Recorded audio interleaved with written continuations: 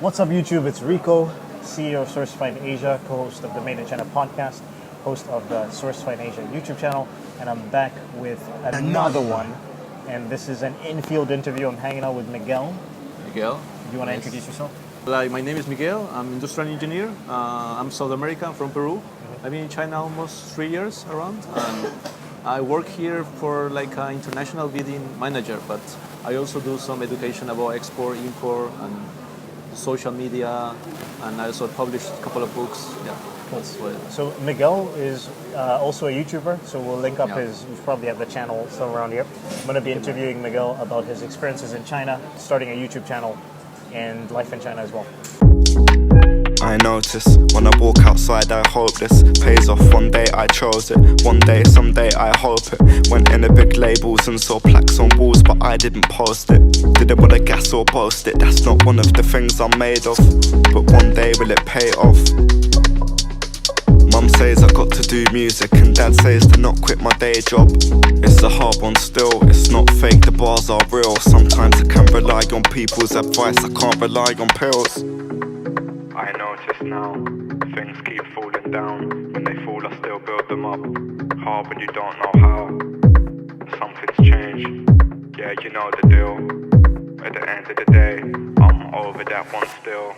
Over that once. When I play shows, I'm sober at none. Not from London, no, the accent. Not just talking, loads of action. Is this music or is it acting? One step forward, then go backwards. Think it makes me over anxious. Things can change, it's known to happen. I feel like I don't need people's help. And then when I think about it, I'm proud I could have been someone else.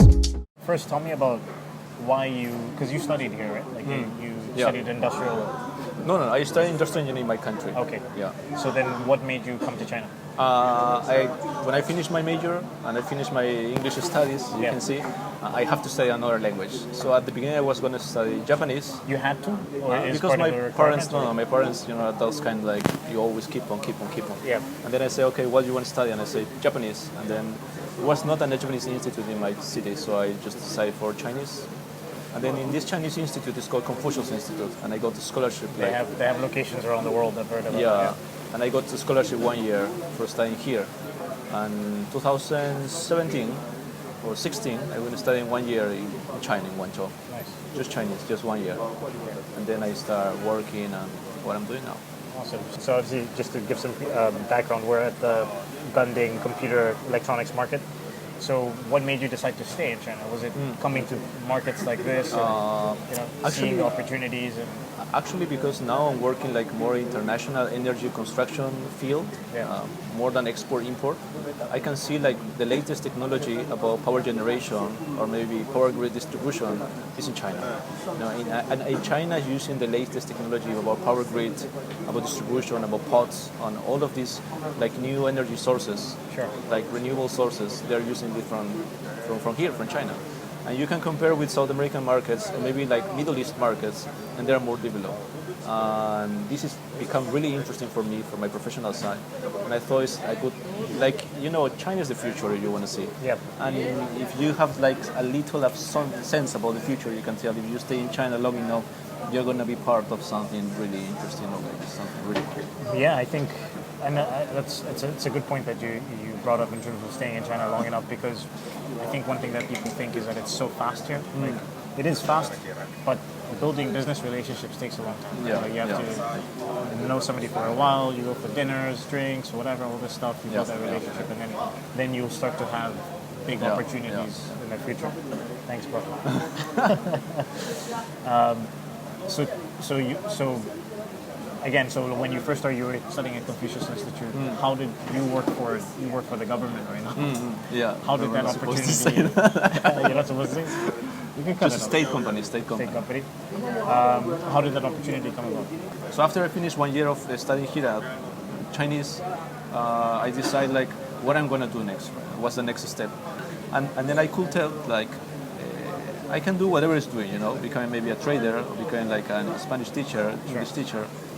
I can be an English teacher in China. You don't think like I'm that level. Yeah. But I decide like why not do something related to my major? I study for being an engineer, sort of. So actually, I just try to look for jobs, start looking for jobs, like job opportunities, and then I introduce my CV for many companies here. More than 30, many APPs, just I got like you 3 said or 4 APP. calls. You've been in China for too long. Yeah. It's called an app, bro. Apps, APPs, apps. In China, they say APPs. That's why I know apps. that you've been in China for a long time. And actually, maybe they don't know, like most of my social circle, because of my work, of my life, and because of my decision, is Chinese. Because I'm here to study Chinese culture. I do think, like, if you wanna do business with China, you wanna work with China, you have to understand Chinese culture. And maybe basic things like language, like culture, like costumes, they are really deep in China, and you have to study them. And I have some friends, they have been in China 20 years, and they cannot speak Chinese, and actually that's China reality. And Chinese is not something you're gonna learn just being here.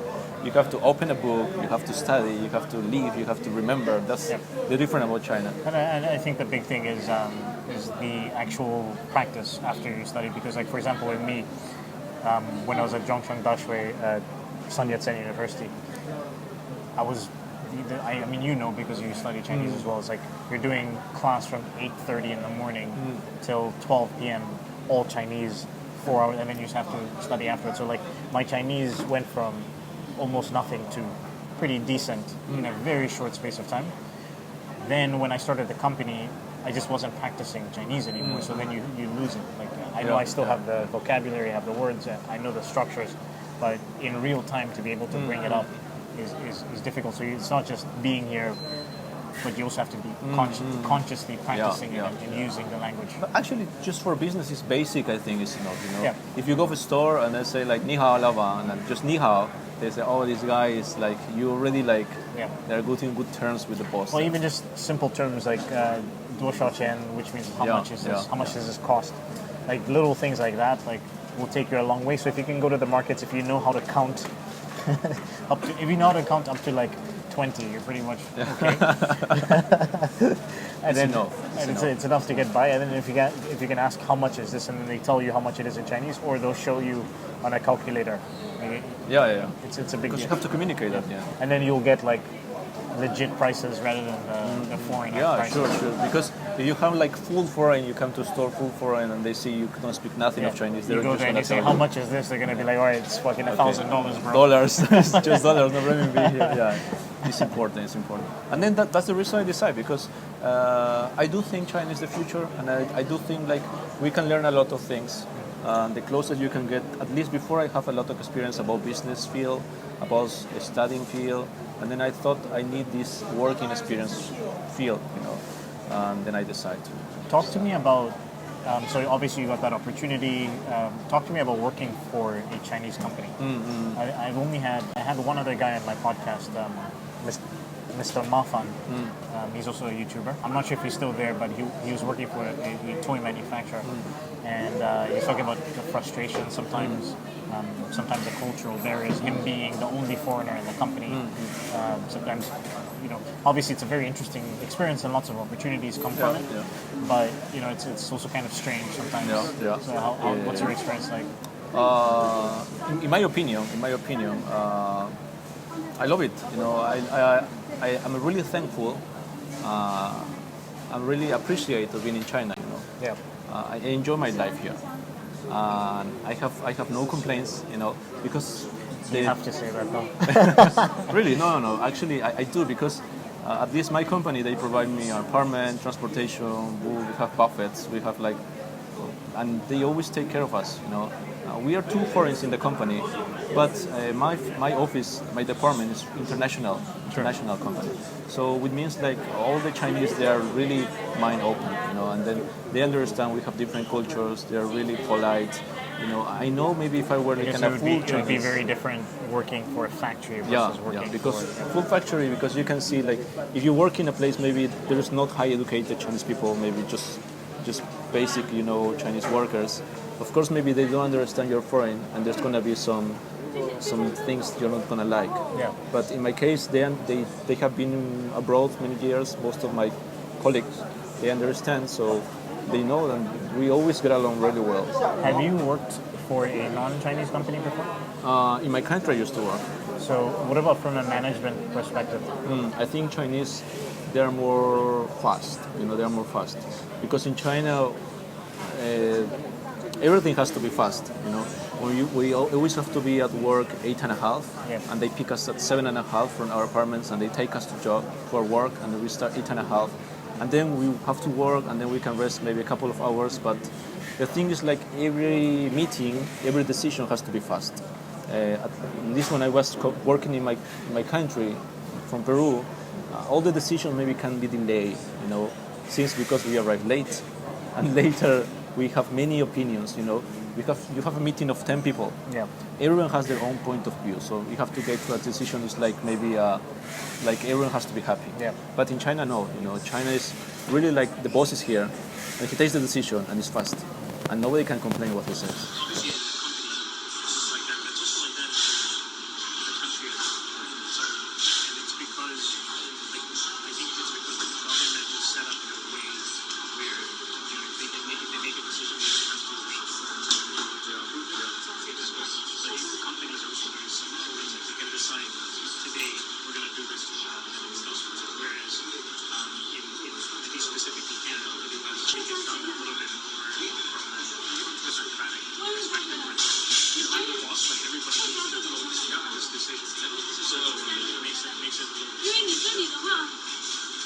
So on one hand, it's really good because yes, you can do it. On the other hand, from my own personal experience, sometimes it felt weird because you're not part of the meetings when they have these meetings.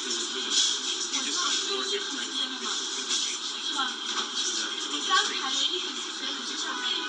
Actually, I realized China can do this because they have quantity of people and the numbers. So which means like in state companies, you're a manager. This guy is like the best one to get manager. This comes like from maybe 40 million of Wikipedia is one of the best. And he's in your company. So these guys, they're almost genius. So these guys are not like, one normal. They're not one normal. These guys are just like genius. And you can feel like these, like the leaders we have there, it's like these guys, they're really outstanding. The decisions that they're making are real decisions that you can trust. Because, but, at least in my country, we don't have the numbers, we don't have that much numbers, and, the probabilities that we have too much genius also, I think, a little bit lower. In China, they have the numbers, so they can choose. They have more, but so what is the system here? Like international projects, everything about construction. We can do like it's just we know like construction, procurement, investment, everything about that. So if you're in another country, like you're the government in another country, you want to build a bridge. Yeah. And they will contact your company. Yeah. And your company will help them. Yeah. Like bridge, forestation, like power grid. Can you talk about some examples of projects that you worked on where you have to go to another country? Actually, they have projects all around the world. In South America, we have projects in Argentina, in Chile, in Peru, we also work with projects. In Ecuador, we also have projects. Costa Rica, Mexico. There are many countries. So your department is mostly focused in South America? No, my department is international. So, for Chinese point of view, most of Chinese, like, if you find an international Chinese, he's going to say, okay, where are you from? You say, from America, from Canada. He's going to say, okay, this guy is not only a foreign, he's an American foreign. But if you ask, like, most of the people from markets, Chinese, maybe they didn't went to university, and you ask them, where are you from? They don't care where you're from, because you're not Chinese. So, since the mindset, they just think foreign. Yeah. So, this means, like, you talk about like foreign markets. For China, there's not foreign countries. There's one foreign market. So you have one foreign division. There's foreign. Yeah.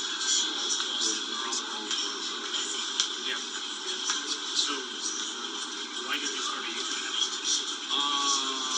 Because when I was at university, I was experience in trading. I was really interested in the trading. Actually, at the beginning, I want to export things, import from my country, export from my country into China.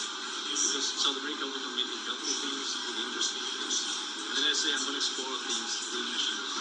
And then I came here and I realized the market is too big. You want to export something here, it has to be big quantities, and it's really complicated with Chinese government. So I realized, okay, let's import, let's export from China.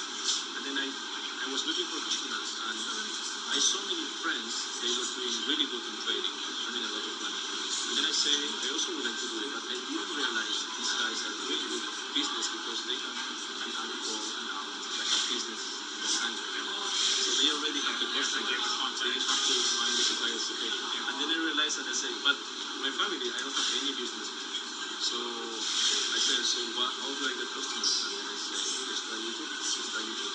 And I tried to do some like gold markets, trade factories, and then I started doing it. But then I realized like at least the South American market is a market who needs a lot of knowledge, education. And then I grow my business from export import to education. So now we do like we have some like trainings for people who want to start a business. If they want to be like doing support for China, everything is about education. I wrote some books. We have like you said one of your passions is speaking and presentation. Yeah, I love giving speech. So the thing is like giving speech like speech. You don't find the newspaper like we need speakers to talk about this topic. You know, you're never gonna find. You're never gonna find. There's not a job for speakers. You know. So we speakers. Yeah, they don't push advertising. Yeah. You have to be kind of like famous. Yeah, and then you can give the speech. And most of these people, they are not speakers. Maybe they did a research. They are a famous person, and they say, I want you to give a speech, but they are not speakers. But the true speakers, they are speakers, and they don't know how to get, their professional. Yeah, and then nobody else is gonna give you the offer. Okay, tomorrow we're gonna talk about ICT technology. Who wants to be the speaker? No, they don't do that. They call someone. They call the guy. And then I say, I want to give speech. I want to give more experience, and then start my channel to give speeches in South America. And then I started doing this at the beginning, 80 people, 200 people, and now every place we go, we have like 300. Now I'm doing online speech, and then more people can come.